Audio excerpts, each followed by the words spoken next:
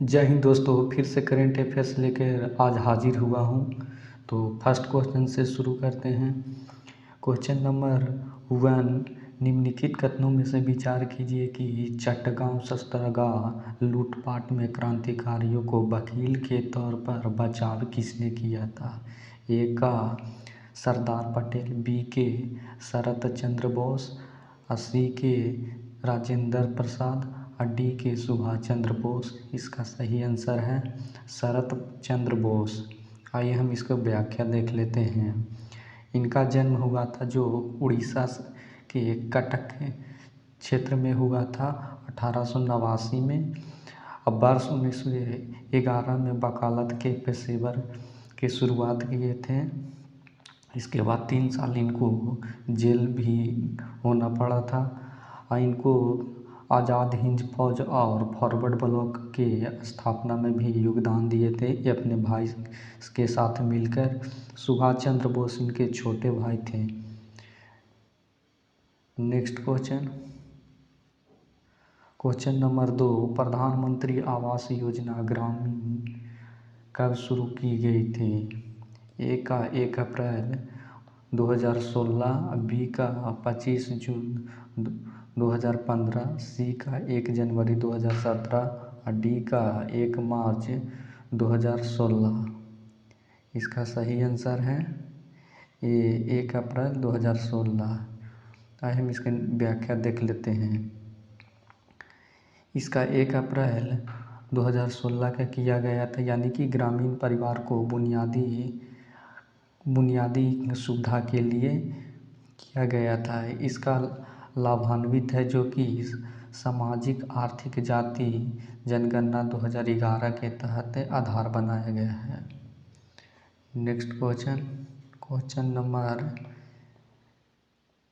3, PM जनजातीय आदिवासी न्याय महाअभियान का प्राथमिक उद्देश्य। ए के आदिवासी विवाद निपटान के लिए फास्ट ट्रैक कोर्ट स्थापना करना, बी के आदिवासी क्षेत्र में नए स्कूल बनाना, सी के विलुप्त के कगार पर पड़े आदिवासी समूह की रक्षा और पोषण करना और डी के आदिवासी क्षेत्र में पर्यटन को बढ़ावा देना। इसका सही आंसर है विलुप्त के कगार पर पड़े आदिवासी समूह की रक्षा और पोषण करना। इनका हम व्याख्या देख लेते हैं। इसका उद्देश्य है जो मेन की विलुप्त होने के कगार पर पहुँचे जनजाति समूह की रक्षा करना है। ये कवरेज के 18 राज्यों और केंद्र शासित प्रदेश में 22,544 गाँव और 220 जिले हैं, जिसमें 75 जनजाति को इसमें शामिल किए गए। इस सबसे बड़ा जो अधिक संख्या है जो कि उड़ीसा में है। नेक्स्ट क्वेश्चन नंबर 4, किस समझौते ने नियंत्रण रेखा को भारत और पाकिस्तान के बीच आधिकारिक सीमा के रूप में नामित किया गया है। ए का ताशकंद समझौता, बी के लाहौर समझौता, सी के कराची समझौता और डी के शिमला समझौता। इसका सही आंसर है शिमला समझौता के द्वारा हुआ था। संयुक्त राष्ट्र द्वारा कश्मीर युद्ध के समय वर्ष 1948 की संघर्ष विराम के बाद इसको अपनाया गया था। ये 1972 में शिमला समझौता हुआ था। ये सियाचिन पर युद्ध हुए थे, इसके तहत अपनाया गया था और इसे एक अंतर्राष्ट्रीय मान्यता कानून प्राप्त भी है। Next question number 5, Leh apex body और कारगिल डेमोक्रेटिक एलायंस द्वारा आयोजित दिल्ली चलो पदयात्रा निम्नलिखित में से किस एजेंडे का समर्थन कर रहा है।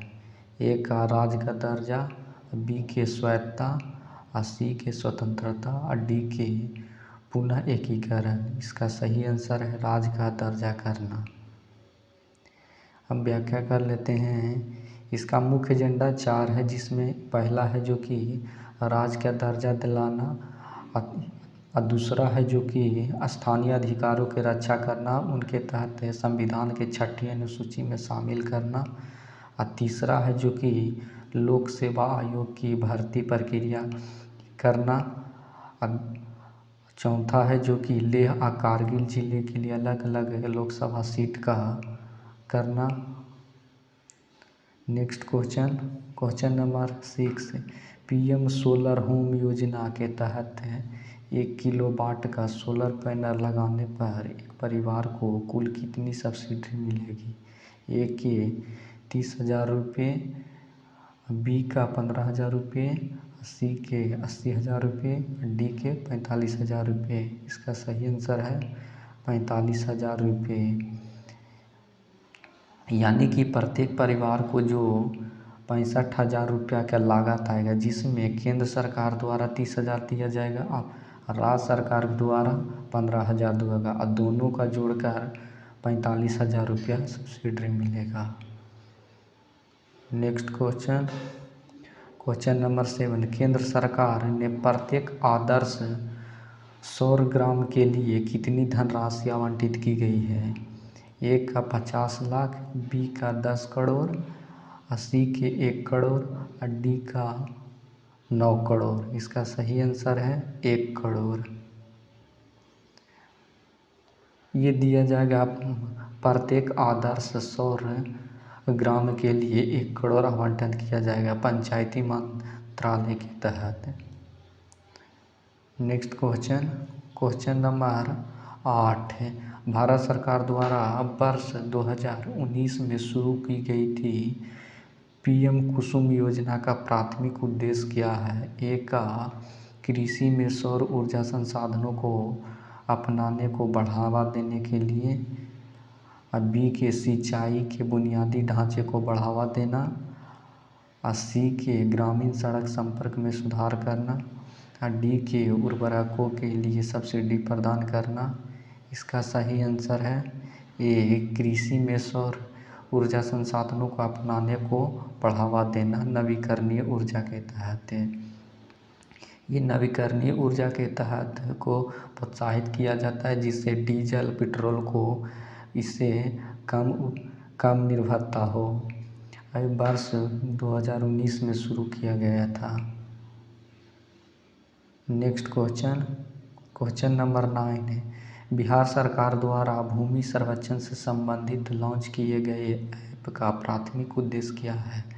ए का शहरी विकास को बढ़ावा देना, बी के कृषि उत्पादकता बढ़ावा, सी के सरकारी भूमि की वसूली को सुगम बनाना और भूमि संबंधी विवाद को कम करना, और डी के भूमि स्वामी को वित्तीय सहायता प्रदान करना। इसका सही आंसर है सी, सरकारी भूमि की वसूली को सुगम बनाना और भूमि संबंधी विवादों को कम करना। ये 20 अगस्त को शुरू किया गया है, भूमि सर्वेक्षण बिहार में लॉन्च किया गया है। ये हरेक ब्लॉक में चकबंदी को फिर से सर्वे करेंगे और नए सिरे से इसको दर्ज करेंगे। इसमें क्या होगा कि जो विवाद हैं उसको उसके तहत कम किया जाएगा। नेक्स्ट क्वेश्चन नंबर 10, केंद्रीय प्रदूषण नियंत्रण बोर्ड का गठन किस वर्ष हुआ था? ए का 1968, बी का वर्ष 1974, सी का 1990 और डी का वर्ष 1971। इसका सही आंसर है बी, 1974 के तहत जल प्रदूषण और नियंत्रण बोर्ड प्रदूषण बोर्ड को गठन किया गया था अधिनियम के तहत है। अब वर्ष 1990 में पीएम नरसिम्हा राव के तहत विकास नीति को अपनाया गया था और 1971 में भारत में आपातकाल की घोषणा की गई थी इंदिरा गांधी के समय। इसका हम व्याख्या देख लेते हैं। वर्ष 1974 में जल प्रदूषण रोकथाम और नियंत्रण अधिनियम 1974 के तहत गठित किया गया था। CPCD के तहत एक वैधानिक संगठन है। आज का हम अभ्यास प्रश्न देख लेते हैं। राष्ट्रीय हरित अधिकरण की स्थापना किस वर्ष हुई थी? ए का वर्ष 2004, बी का वर्ष 1972, सी का वर्ष 1905 और डी का वर्ष 2010। इसका आंसर हमें कमेंट बॉक्स में देना है। जय हिंद दोस्तों। अब नेक्स्ट टॉपिक पे मिलेंगे।